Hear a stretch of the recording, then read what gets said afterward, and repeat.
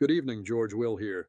Breaking news tonight, resurfaced archival footage from March 2015, cataloged under a now public media archive request filed in December 2024, has triggered a renewed controversy surrounding Meghan Markle, with analysts pointing to discrepancies between past recorded statements and later public claims that carry potential legal and reputational implications. This is not conjecture.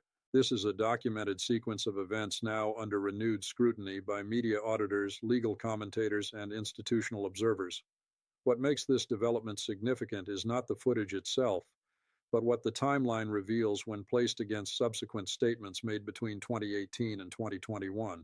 The implications extend beyond public perception into questions of disclosure accuracy, contractual representation, and potential misstatement under formal agreements. Within the first 60 seconds, the stakes are clear. If these discrepancies are substantiated, they could intersect with contractual clauses tied to major agreements reportedly valued at $100 million with Netflix and $25 million with Spotify, both of which include morality and truthfulness provisions. And before proceeding further, viewers are encouraged to subscribe now because what follows involves verifiable documentation, not commentary, and this analysis is not being presented with this level of detail elsewhere. Now, how do we know this is credible? First, the footage itself, time-stamped March 18, 2015, recorded during a panel discussion in Toronto, has been authenticated through metadata verification showing unaltered encoding signatures consistent with original broadcast standards. Second, corroboration comes from 3 independent media archivists and 2 event organizers who confirmed the recording's provenance. Third, transcript comparisons conducted by 2 credentialed legal analysts reveal direct contradictions between this footage and sworn public statements made during interviews in November 2019 and March 2021. Fourth, supporting documentation includes archived press releases and contract summaries obtained through Freedom of Information channels. Finally, there is expert analysis from communications specialists noting pattern inconsistencies in narrative framing over a 6-year span. This is a multi-source validation architecture, not a single-point claim. The evidence itself divides into 5 categories. First, recorded statements versus later claims. In the 2015 footage, Markle describes her early career trajectory in precise terms, stating she had full autonomy in selecting roles and public engagements. Yet in a 2021 televised interview, she asserts she was restricted and controlled from the beginning. That contradiction is not semantic. It is structural.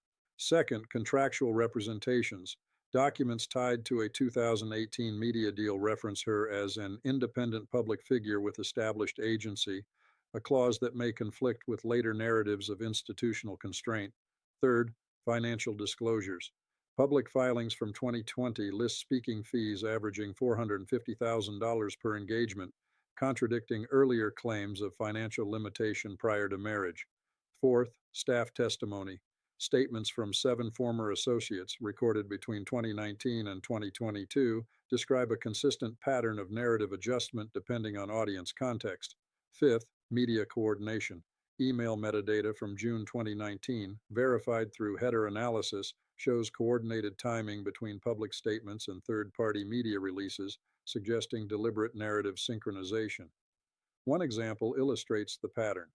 On June 12, 2019, at exactly 3:47 p.m. Pacific Time, a statement was issued regarding personal autonomy.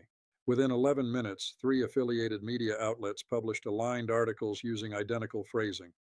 The probability of such synchronization without coordination is statistically negligible, less than 0.2% according to communications modeling. This is not incidental alignment, it is structured dissemination, but it gets more significant. When these categories are placed into a chronological framework, a pattern emerges that cannot be dismissed as isolated inconsistency. January 2015, independent career statements. March 2015, panel footage confirming autonomy. May 2016, relationship becomes public. November 2017, engagement announcement. May 2018, marriage into the royal family. July 2018, first contractual media engagements referencing independence. October 2018, internal staff concerns documented. June 2019, coordinated media releases. November 2019, first public claim of restriction. January 2020, formal departure from royal duties, March 2020, relocation to California.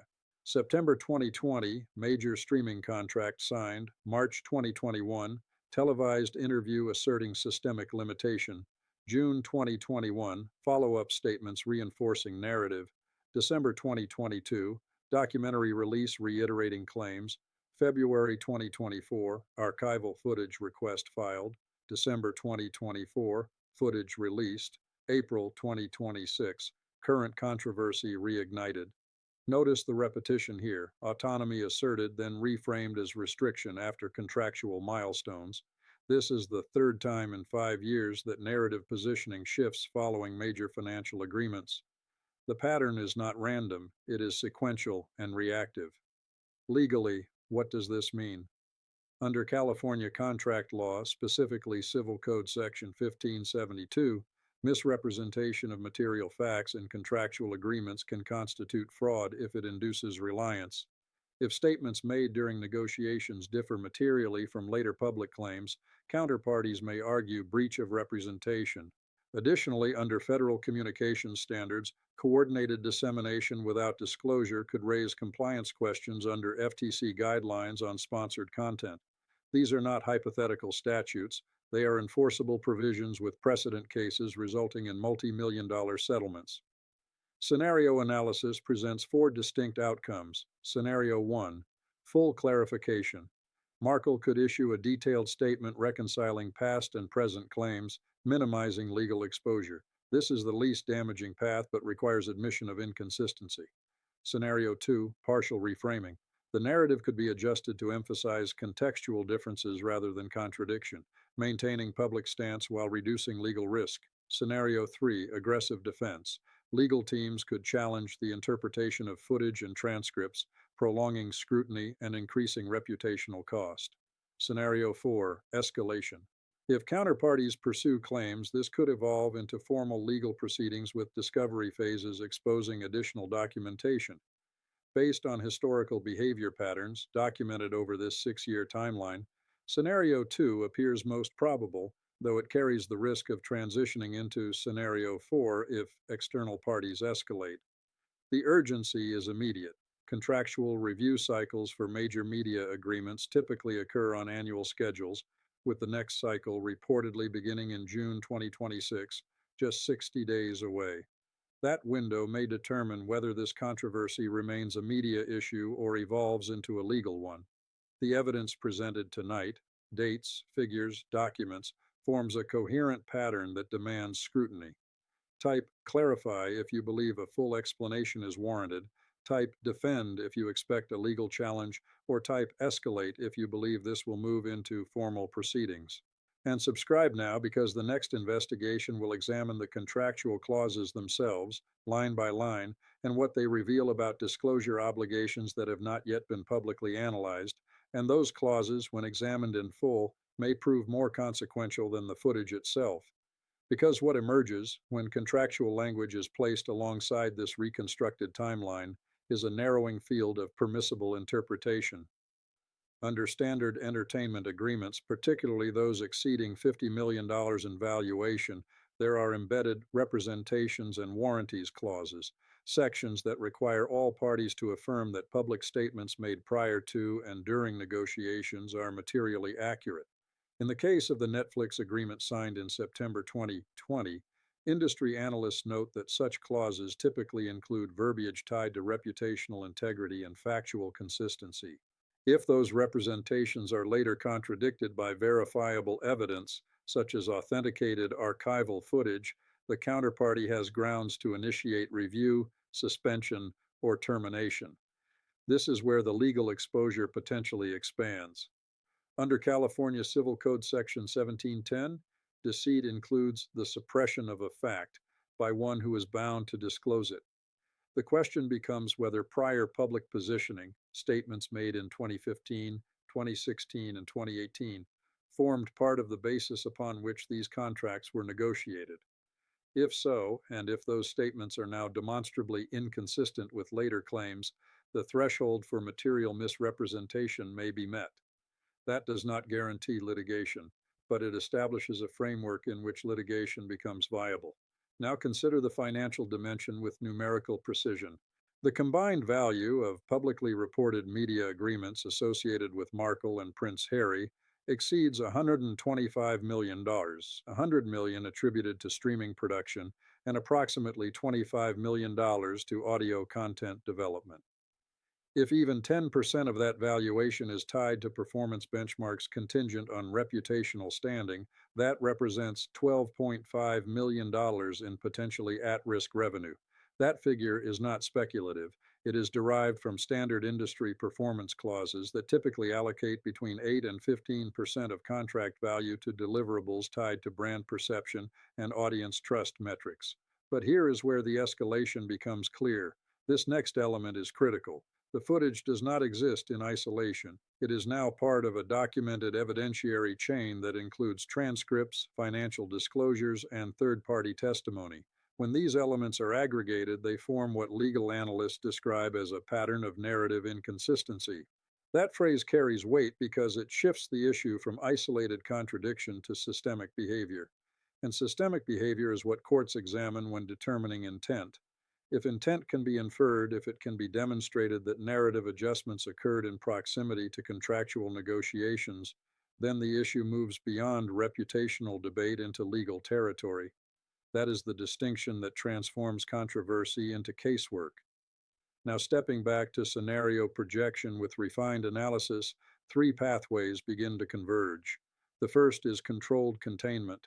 In this scenario, representatives issue a calibrated clarification, emphasizing evolving perspective rather than contradiction, supported by selective disclosure of contextual information. This approach aims to stabilize contractual relationships while limiting legal exposure. The second is adversarial engagement. Here, legal teams challenge the interpretation of evidence, disputing the relevance of the 2015 footage and reframing it as contextually distinct from later experiences. This path prolongs scrutiny but may deter immediate contractual action. The third is institutional response. Should counterparties, particularly major media entities, initiate internal review processes, the matter could escalate into formal arbitration or renegotiation, with financial implications extending into eight-figure territory. What makes the third scenario particularly significant is timing. As of April 2026, multiple contractual milestones approach simultaneously. Annual performance reviews, renewal discussions, and deliverable assessments are all scheduled within the next 90 days. That convergence creates what analysts describe as a decision window, a finite period during which accumulated evidence is evaluated against contractual obligations. And within that window, perception becomes leverage. Because in high-value media agreements, perception is not abstract, it is quantifiable. Audience trust metrics, engagement ratios, and brand alignment scores are all measured, often with thresholds tied directly to compensation. A sustained decline in any of these metrics, triggered by controversy supported by documented evidence, can activate review clauses without requiring proof of legal violation. That is the mechanism through which reputational issues translate into financial consequences.